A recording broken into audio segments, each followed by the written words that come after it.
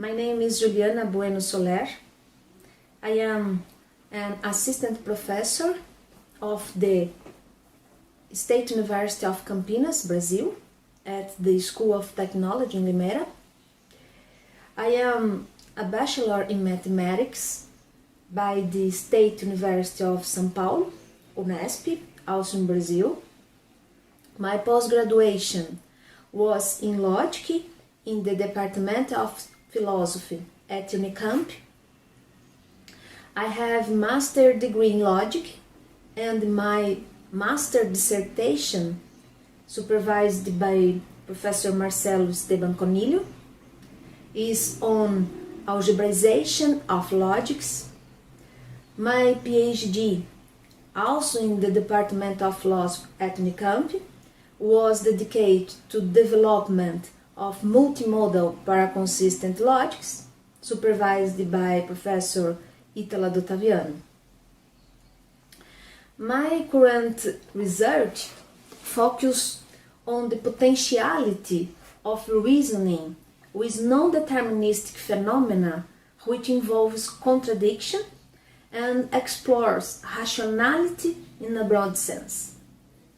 One of my interests in showing that artificial intelligence can be better explored if we include the concept of contradiction inside artificial intelligence, which justifies my interests in developing non-standard probability theories, which are intended to be applied to Bayesian networks and other mechanisms in artificial intelligence.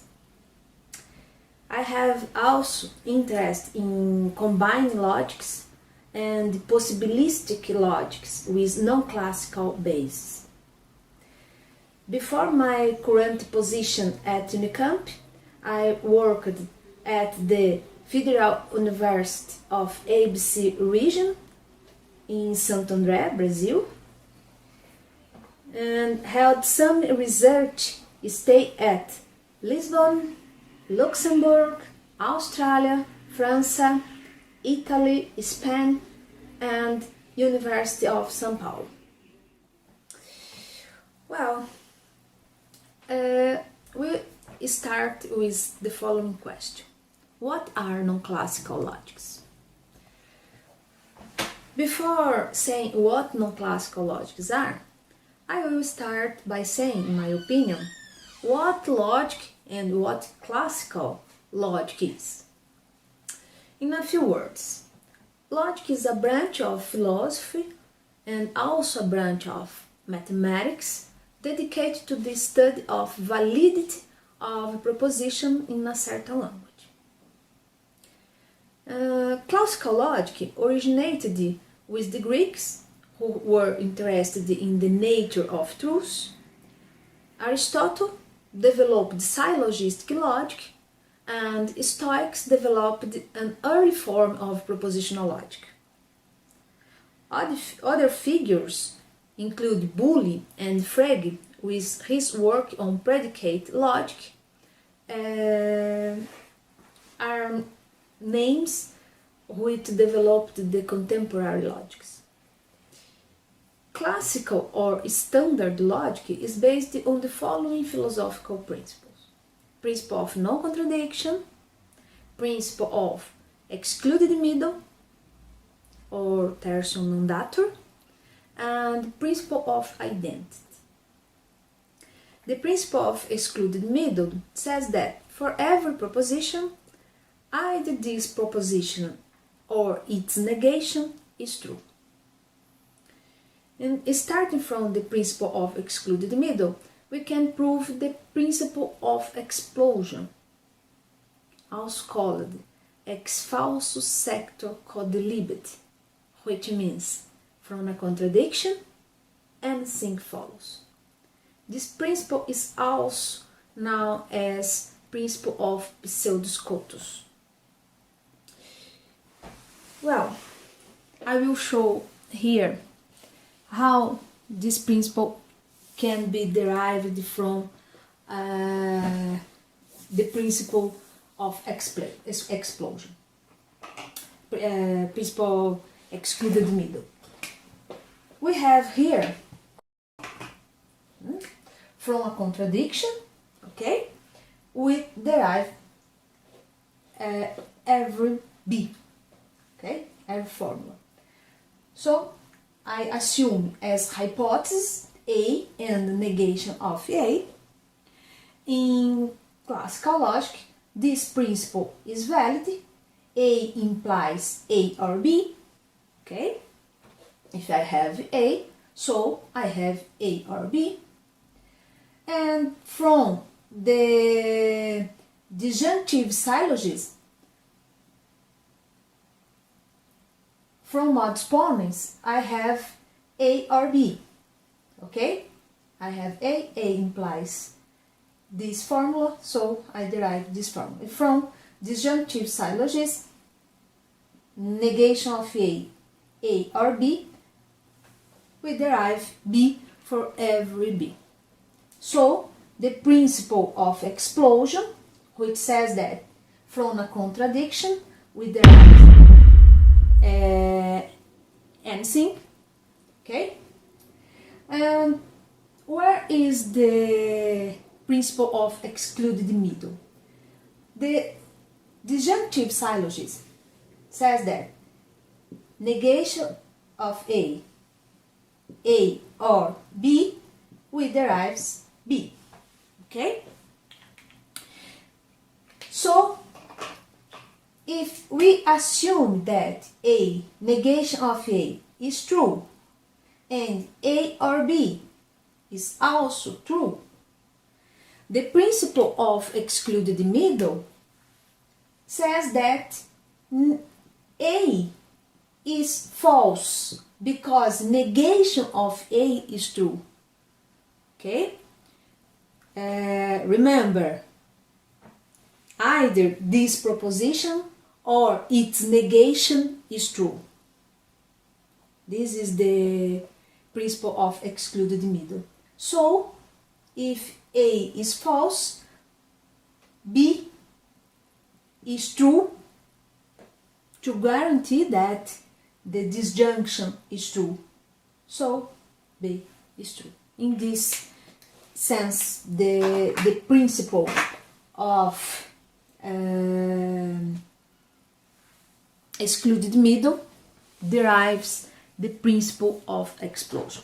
This principle is very important to us in order to obtain non-classical logics. I will explain this later.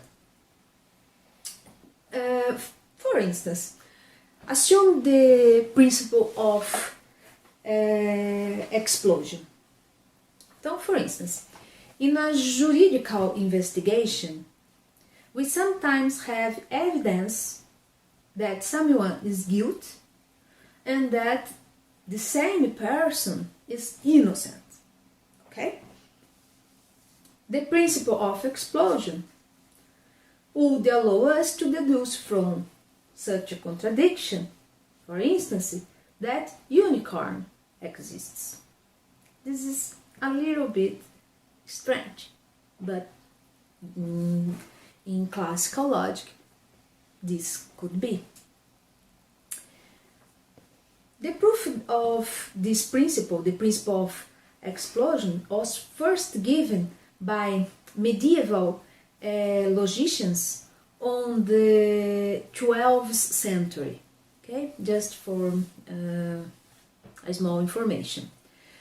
One can obtain alternative logics, also called non-classical logics, by rejecting one or more of such a principle.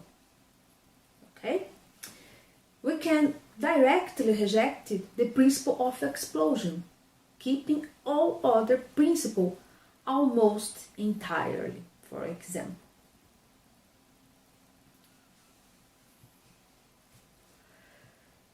This is justified because in our daily life, we very often deal with contradictory information or accept contradictory hypotheses temporarily. but we do not deduce that unicorn exists.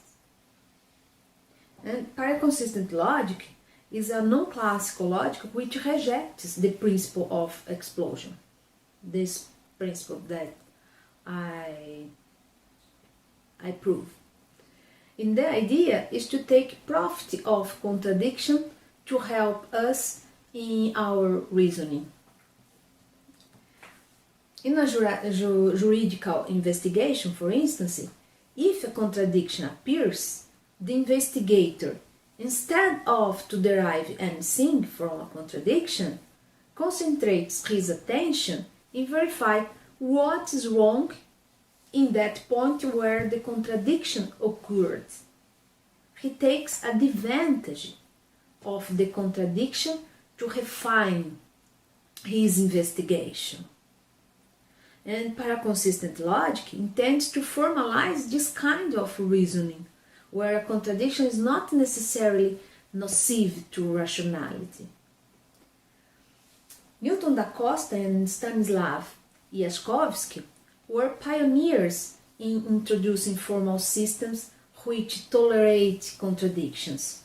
Several other approaches were made after da Costa, as the Logics of Paradox by Priest in Australia, Inconsistency Adaptive Logic by Battens and his group in Belgium, the Logics Study by Arnon Avron and his group in Israel, and the Logics of Formal Inconsistency of Carnielli, Conillo, Marcos, and others in Brazil. In the next, I will show in more details the logics of formal inconsistency and in how I can apply this kind of logic to obtain, for example, a paraconsistent probability theory.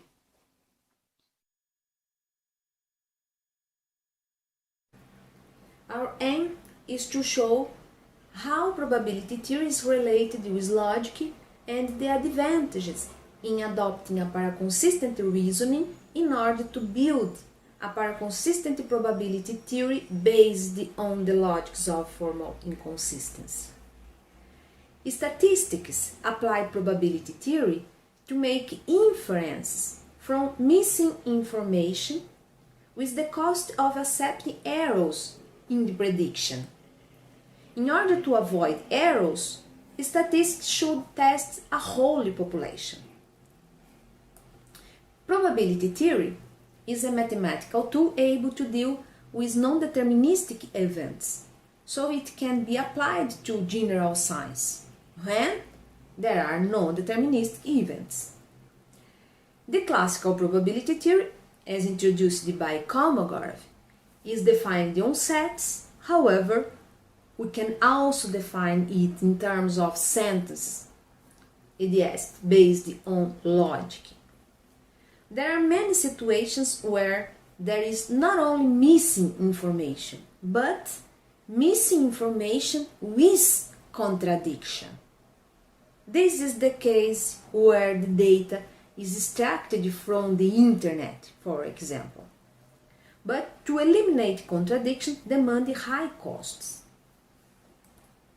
Paraconsistent logics are the environment which allow us to deal with contradiction. So, paraconsistent probability theory is able to deal with non-deterministic events which contain a contradiction. So, that is the scenarios where we can apply this kind of new measure. Kolmogorov's theory of probability, or classical probability, is defined in terms of three axioms. Probability of A is greater than 0, probability of the universe or probability of the sample space omega is 1, and finite additivity property. Probability of the union is the sum of the probabilities minus the probability of the intersection. We can define in classical probability theory the notion of conditional probability, probability of A given B is the probability of the conjunction A and B divided by probability of B. For probability of B different from 0. We can apply this formula in this particular case. Probability of A given negation of A. By applying the formula, we have that it results in 0 because probability of A and the negation of A is 0. This represents the empty set, okay, in classical probability theory. But the question is it really necessary that probability of A given negation of A is 0? In case the information negation of A is not trustworthy, is vague or excessive, which is the reason to take probability of A and the negation of A as 0? In this kind of situation, I will apply a different notion of probability. To deal with this kind of situation, a new notion of probability theory is justifiable.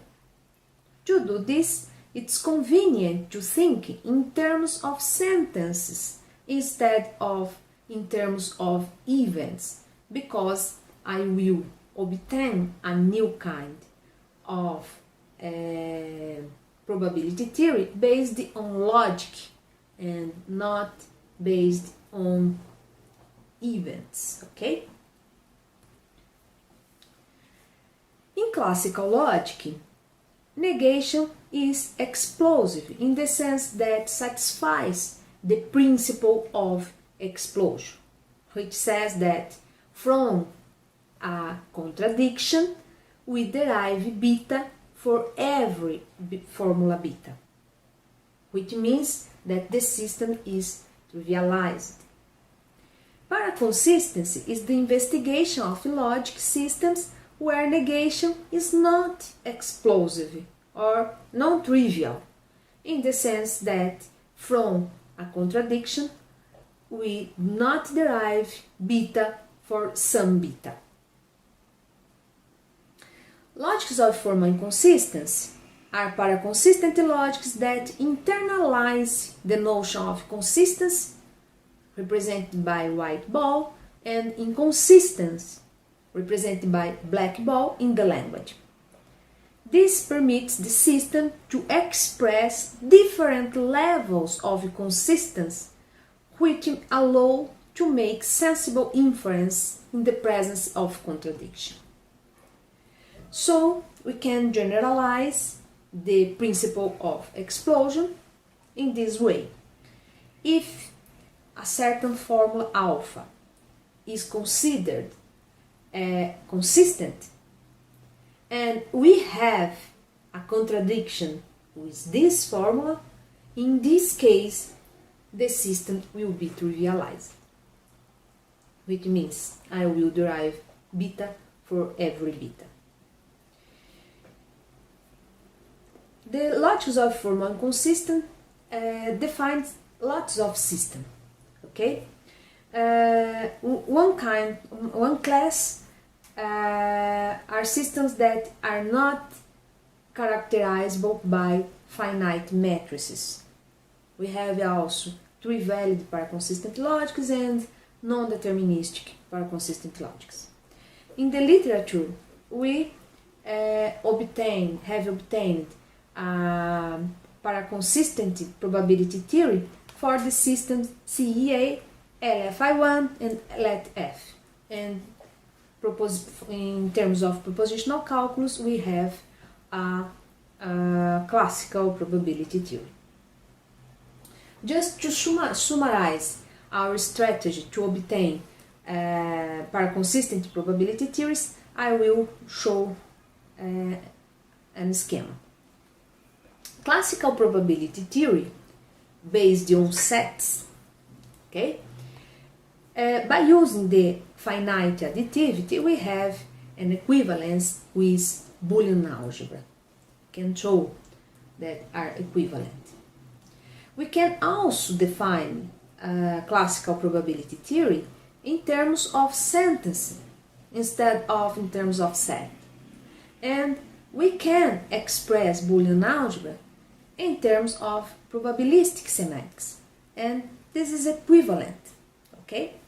And we can show that classical probability theory based on sentences has a completeness result with probabilistic semantic based on classical logic.